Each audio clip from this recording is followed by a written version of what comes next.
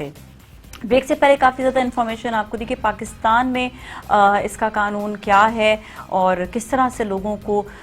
جو ہے وہ بچایا جا رہا ہے سود سے اس قانون کے ذریعے، اور کیا کیا سزائیں ہیں۔ سزاؤں پر ابھی ہم بات کریں گے۔ ہمارے ساتھ جو مہمان موجود ہیں ایڈوکیٹ رانا آصف علی، ان سے ہم بات کریں گے اور جانیں گے کہ آخر سود کے حوالے سے قوانین کے جو کہہ رہے ہیں کہ سزا کیا ہے وہ جانتے ہیں۔ جی بالکل، اس قانون کو یہ اس میں خوبصورتی ہے کہ اس میں سزائیں میگزیمم رکھی گئی ہیں، یعنی زیادہ سے زیادہ، اور 10 سال تک کی سزا جو ہے وہ رکھی گئی ہے اگر اس قانون کی کوئی خلاف ورزی کرتا ہے۔ دوسرا، عوام کو اس کے بارے میں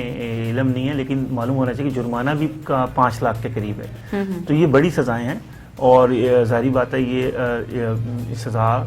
جو ہے وہ 10 سال کا مطلب ہوتا ہے کہ یعنی عمر قید کے بعد دوسری بڑی سزا۔ اس میں ایویڈنس کیسے پتا چلے گا کیا ہے کیا نہیں؟ ایویڈنس دیکھیں، وہ ان کے درمیان کوئی نہ کوئی معاہدہ ہوا ہوتا ہے اسٹامپ پیپر کے اوپر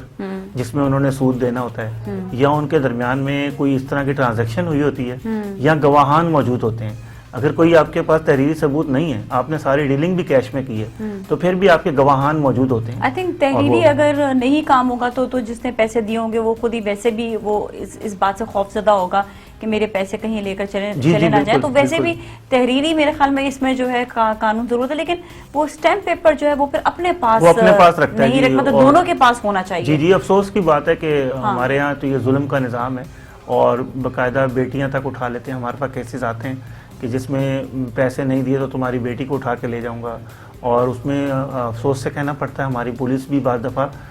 جسے غیر جانبدار ہونا چاہیے وہ بھی جانبدار ہو جاتی ہے، پھر گھر کا سامان اٹھا لیتے ہیں۔ یعنی ایک پنکھا کسی نے لیا تھا، تو جو وہ پنکھے کا سود جو ہے وہ 3 سال تک ادا نہیں ہوا، تو ان کی دوسری چیزیں بھی ان کو بیچنی پڑ گئی، تو وہ بہت چھوٹی سی چیز ہے۔ اسی طرح رکشے سے لے کے ہر چیز بدقسمتی سے یہ نان بینکنگ چینل، موبائل کے اوپر کر رہے ہیں، یہ موبائل ہے، یہ سب نان بینکنگ چینل سے ملک کو ٹیکس کا بھی نقصان ہوتا ہے۔ اس سے اگر قومی سطح پر اس کی کوئی پالیسی بنائی جائے اور صوبائی سطح پر، تو ہم بہت بڑا ریونیو جو ہے پاکستان کو، اور یہ کام بینکیں کر سکتی ہیں۔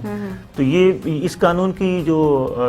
یہ خوبصورتی ہے کہ انہوں نے سختی سے اس کو کہا ہے، اور ایس ایچ او FIR کاٹے گا اس کی، اور ایس ایچ او جو ہے متعلقہ وہاں کا، وہ اگر ایکشن نہیں لیتا تو آپ نے SSP کے پاس جانا، SSP ایکشن نہیں لیتا تو آپ نے DIG کے پاس جانا۔ لیکن بہتر یہ کہ کوشش یہ کریں کہ کسی سے ادھار نہ لیں تو بہتر ہے، مطلب سود والا ادھار۔ کوشش تو یہی ہے، لیکن اگر آپ کسی وجہ سے، کسی مجبوری سے، یا نادانستہ طور پہ، یا آپ کو آگاہی نہیں تھی قانون سے، تو پھر اگر آپ اس میں ہو جاتے تو اس میں قطعاً اس چیز کا نہ شکاروں کہ پولیس آپ کو پکڑے گی۔ آپ ایک وکٹم ہیں، جس نے ظلم کیا ہے، ہمیشہ کارروائی اس کے خلاف ہو۔ بلکہ اگر کسی نے سود لیا بھی ہوا ہے